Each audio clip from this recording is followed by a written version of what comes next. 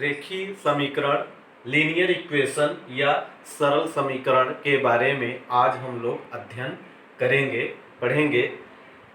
ऐसा बीजी व्यंजक जिसमें चर की अधिकतम घात 1 हो, ऐसा बीजी व्यंजक जिसमें चर की अधिकतम घात मैक्सिमम पावर 1 हो, ऐसे व्यंजक को हम लोग रेखीय समीकरण या सरल समीकरण कहते हैं। जैसे 2x + 5 = 8। ये इसमें जो चर x है इसकी पावर कितनी है? इसकी पावर 1 है। मतलब इसमें जो चर x है उसकी पावर 1 है। तो ये जो समीकरण लिखा गया है ये हमारा रेखीय समीकरण है। और जैसे अगर मान लीजिए कि मोहन है, बाजार गया, 10 रुपए लेकर गया और 4 रुपए उसने खर्च कर दिए। 4 रुपए खर्च कर दिए तो उसके पास कितना बचा? तो वो तो आप सिंपल सी बात से बता सकते हैं। 10 रुपए इसके पास था, 4 रुपए खर्च कर दिया तो 6 रुपए बचे। लेकिन वो समीकरण नहीं होगा। अगर इसको हम इस भाषा में लिखें कि मोहन 10 रुपए लेकर के गया और वो x रुपए खर्च कर दिया और उसके पास 6 रुपए बचे, तो इस प्रकार की जो व्यवस्था लिखी जाती है इसे रेखीय समीकरण या सरल समीकरण कहते हैं। तो इस प्रकार इन समीकरणों को हल करना रेखीय समीकरण का हल या मूल कहलाता है। जैसे अगर हमारे पास पहला जो हमारा क्वेश्चन था 2x + 5 = 8। अब ये बराबर के चिन्ह के इस तरफ बाएं तरफ जो भी पद लिखे जाते हैं वो बायां पक्ष कहलाता है और बराबर के दाहिने तरफ जो भी व्यंजक या पद लिखे जाते हैं वो दायां पक्ष कहलाता है। अर्थात ये लेफ्ट हैंड साइड और ये राइट हैंड साइड। अब इसको हल करने के लिए बराबर के बाएं पक्ष से दाएं पक्ष में और दाएं पक्ष से बाएं पक्ष में हम कुछ पदों का पक्षांतर करते हैं। तो जब पद पक्षांतर होते हैं, जिन पदों को पक्षांतर किया जाता है उनके चिन्ह बदल जाते हैं। अर्थात और दूसरा चीज ये होता है कि हम समीकरणों को हल करते समय चर राशियों को एक तरफ कर लेते हैं, अचर राशियों को एक तरफ कर लेते हैं। ये भी एक प्रोसेस है। तो इसमें हम लोग पहले जो है हम 5 को इधर करेंगे, दाहिने तरफ ले जाएंगे, तो हमारा 5 इधर जाएगा तो क्या होगा? -5 हो जाएगा। 2x, फिर 8 में से 5 घटाएंगे 3 आ जाएगा। अब x बराबर ये 2 यहाँ पे गुणा में है, तो जो गुणा में राशि रहती है, व्यंजक रहता है, पद रहता है, वो बराबर के उस तरफ जब जाता है तो भाग में हो जाता है। तो यहाँ पे जो x बराबर 3/2 है ये इस सरल रेखीय समीकरण का एक मान है, हल है। इस प्रकार ये आंसर हमको प्राप्त हुआ। अब हम दूसरा क्वेश्चन देखते हैं। मान लीजिए कि 4 1 - x = 2x + 5। ये हमारे पास एक क्वेश्चन है और इसको हम लोग हल करते हैं। इसके बाएं पक्ष में ये पद लिखा हुआ है, दाएं पक्ष में ये पद लिखा हुआ है। अब ये जो 4 लिखा हुआ है ये ब्रैकेट के अंदर गुणा होगा, तो इसका हम ब्रैकेट के अंदर 1 में पहले गुणा करेंगे, तो 4 में 1 का गुणा करेंगे 4 हो जाएगा, और फिर 4 का -x में गुणा करेंगे -4x हो जाएगा। फिर बराबर का चिन्ह, 2 का भी ऐसे ही गुणा इस पद में दोनों पद में कर लेंगे, 2 का x में गुणा करेंगे 2x हो जाएगा। फिर 2 का 5 में गुणा कर लेंगे, 2 पंजे 10 हो जाएगा। इस तरीके से अब हम चर राशियों को एक तरफ करेंगे, अचर राशियों को एक तरफ करेंगे। चर राशियां जो x के साथ मिली हुई हैं वो हमारी चर राशियां हैं और जो संख्या केवल संख्या लिखी हुई है वो अचर राशियां हैं। तो हम 4x को उधर ले चलते हैं, 10 को इधर ले आते हैं। तो 4 को ऐसे रहने दीजिए, 10 को इधर ले आते हैं, -10 हो जाएगा क्योंकि 10 का चिन्ह क्या है? प्लस है। एक बराबर किस तरफ आएगा? -10 हो जाएगा। 2x, यहाँ -4x है, -4x उधर ले चलेंगे तो +4x हो जाएगा। तो 4 में से 10 घटाएंगे, यहाँ छोटी राशि 4 है और 10 बड़ी राशि है तो घटाएंगे, 4 में से 10 घटाएंगे तो 6 और माइनस चिन्ह अधिक है तो -6, और 4 और 2 6x, यहाँ पे 6x। इस प्रकार हमको 6x बराबर -6 प्राप्त हुआ। अब हम यहाँ पे x बराबर जब लिखेंगे तो 6 का यहाँ गुणा है, सामने जाएगा तो बटे में चला जाएगा, तो 6 क्या 6 एक बार में कट गया। इस प्रकार x बराबर -1 एक इसका हल प्राप्त हुआ है।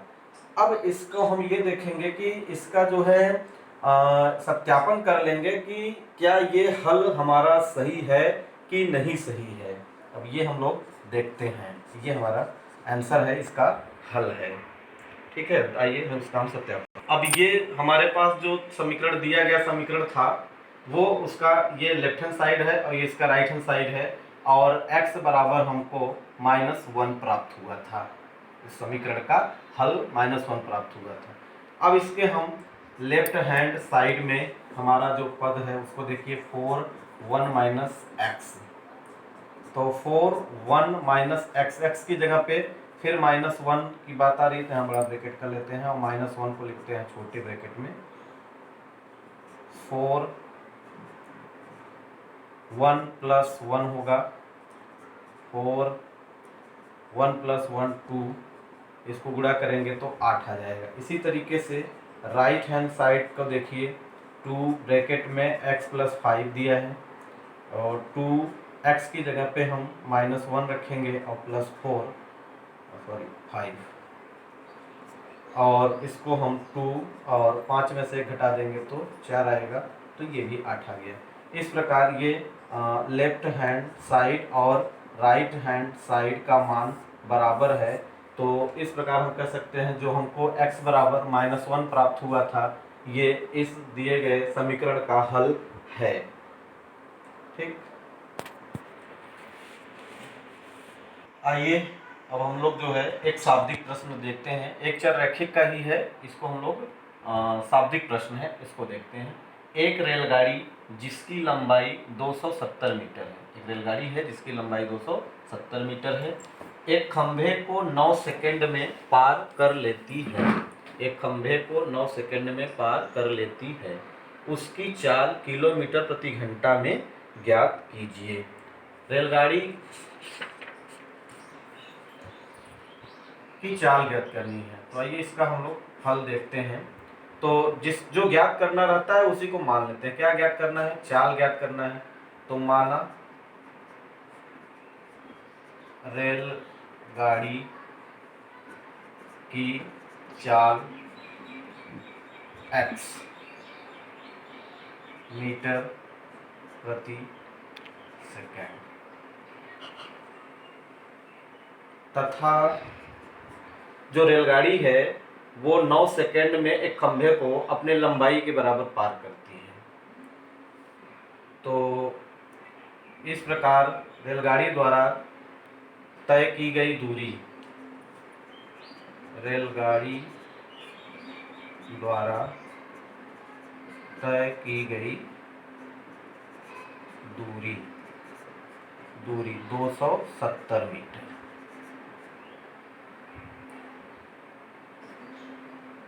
और कितने समय में? 9 सेकंड में। अब एक हम फार्मूला जानते हैं, चाल बराबर दूरी बटे समय होता है। चाल बराबर दूरी बटे समय।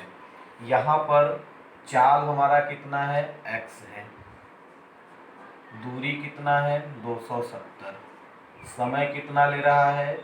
9 सेकंड ले रहा है। 270 मीटर था, ये 9 सेकंड था, तो इसको काट दीजिए, 9 3 27 30, तो x बराबर 30 मीटर प्रति सेकंड। मतलब रेलगाड़ी की चाल जो है, रेलगाड़ी की चाल 30 मीटर प्रति सेकंड है, 30 मीटर प्रति सेकंड। लेकिन हमको पूछा क्या गया है? चाल किसमें पूछा गया है? किलोमीटर प्रति घंटा में। तो मीटर प्रति सेकंड को यहाँ पर हम एक चीज बता दें, किलोमीटर पर आवर को मीटर पर सेकंड में बदलने के लिए 5/18 का गुणा करते हैं, लेकिन मीटर पर सेकंड को किलोमीटर पर आवर में बदलने के लिए 18/5 से गुणा करते हैं। किलोमीटर पर आवर से मीटर पर सेकंड में जाने के लिए 5/18 का गुणा करते हैं और मीटर पर सेकंड से किलोमीटर पर आवर में जाने के लिए 18/5 से गुणा करते हैं। तो यहाँ पर हमको मीटर पर सेकंड से कहाँ जाना है, किलोमीटर प्रति घंटा में जाना है। तो हम क्या करेंगे, 18/5 से गुणा कर देंगे, तो ये हो जाएगा किलोमीटर प्रति घंटा।